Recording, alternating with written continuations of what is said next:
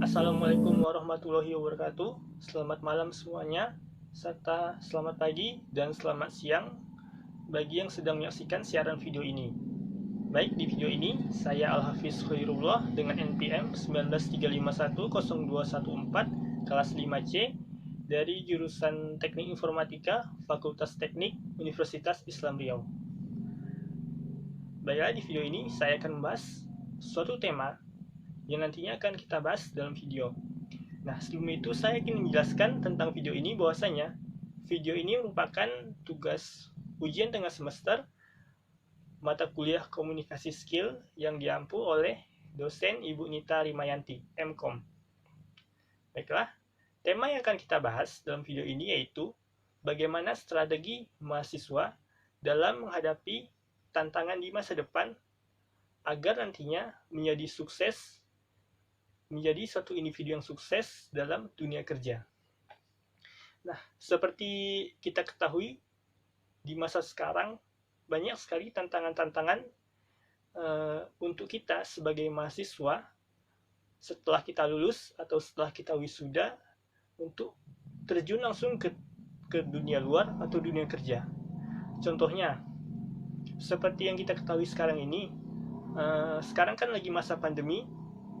Tentu ada beberapa perusahaan atau beberapa tempat kerja yang melakukan pengurangan pegawainya atau yang kita kenal sebagai PHK atau pemutusan hubungan kerja. Nah, lalu setelah itu tantangan berikutnya yaitu tentang bagaimana perkembangan globalisasi dan kemajuan teknologi sekarang ini sudah semakin banyaknya aplikasi-aplikasi dan startup yang bermunculan. Tentunya hal itu menjadi semakin sengit persaingan pada bidang teknologi dan informasi, khususnya bagi orang IT seperti kita. Nah, bagaimana cara kita menghadapi dan menjawab tantangan-tantangan tersebut? Saya akan menjelaskan tentang 3 cara bagaimana kita membahas tantangan tersebut.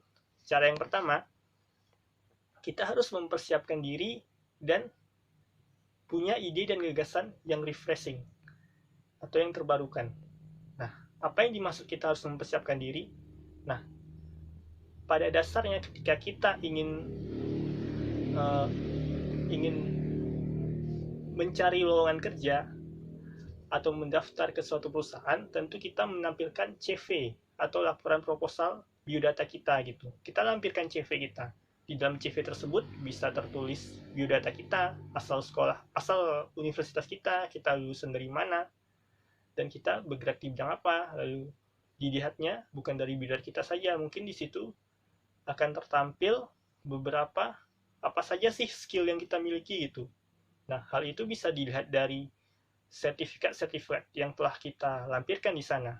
Nah, apalagi kita sebagai orang IT tentu kadang kita mengikuti beberapa pelatihan, seminar gitu, yang nantinya kita punya sertifikat gitu, ataupun sertifikat pelatihan IT, seperti hal-hal tersebut. Nah, contohnya saja mungkin kalau di luar IT, kita kenal mungkin beberapa perusahaan gitu kan, untuk orang yang umum, mungkin perusahaan tersebut akan menampilkan persyaratan seperti sertifikat TOEFL atau IELTS gitu, sertifikat bahasa Inggris. Nah, hal-hal tersebut harus kita persiapkan terlebih dahulu sebelum terjun ke dunia kerja.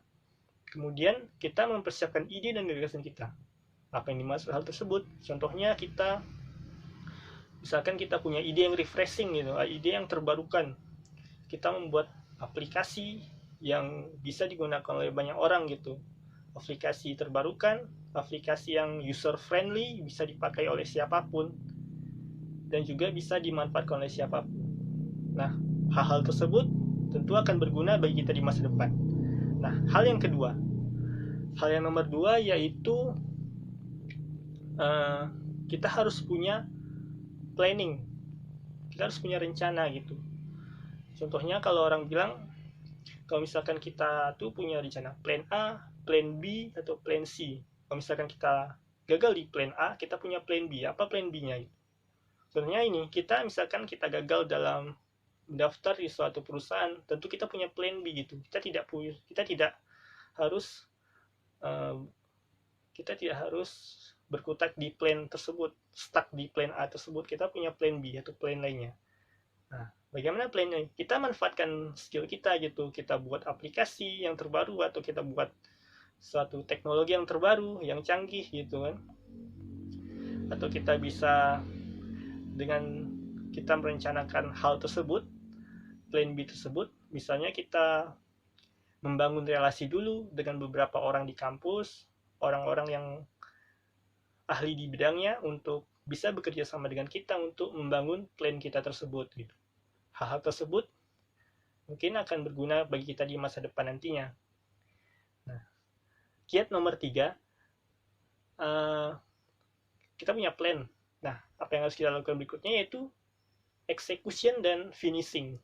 Nah, kita tentu harus memiliki eksekusi dan penyelesaian akhir dari ide-ide dan rencana kita gitu. Apabila kita punya ide dan rencana, kalau kita tidak punya penyelesaiannya atau kita tidak bisa eksekusi dengan baik dan matang, tentu hal itu akan sia-sia. Nah, contohnya ketika kita memiliki suatu tim gitu kan, mau kita bisa membentuk suatu tim, tapi ketika kita gagal dalam merancang tim tersebut, atau kita gagal dalam mengelola tim tersebut, maka hal tersebut akan sia-sia. Nah, hal-hal seperti itulah, 3 hal seperti itulah yang harus kita perhatikan ke depannya. Nah, di luar hal itu, ada satu hal terakhir yang kita harus fokuskan, yaitu adalah hard working atau bekerja keras. Dari 3 kiat tadi, hard working atau kerja keras akan melengkapi unsur 3 hal tersebut. Dari misalkan kita tidak punya ide dan gagasan, kalau kita tidak bekerja keras dalam meluangkan pikiran kita dalam mencari ide tersebut tidak akan jalan.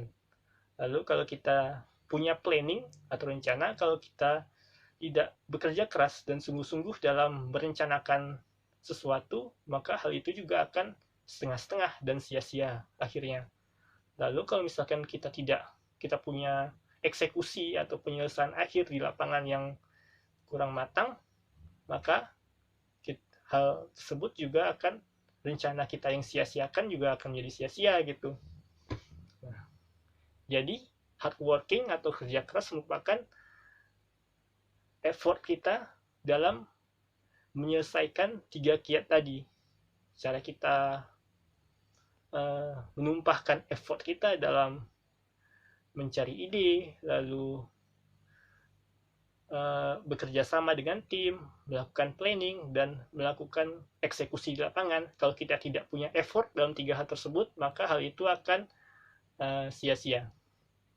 Baiklah, kesimpulannya dalam video kali ini, dari 4 hal yang saya tampilkan tadi, kalau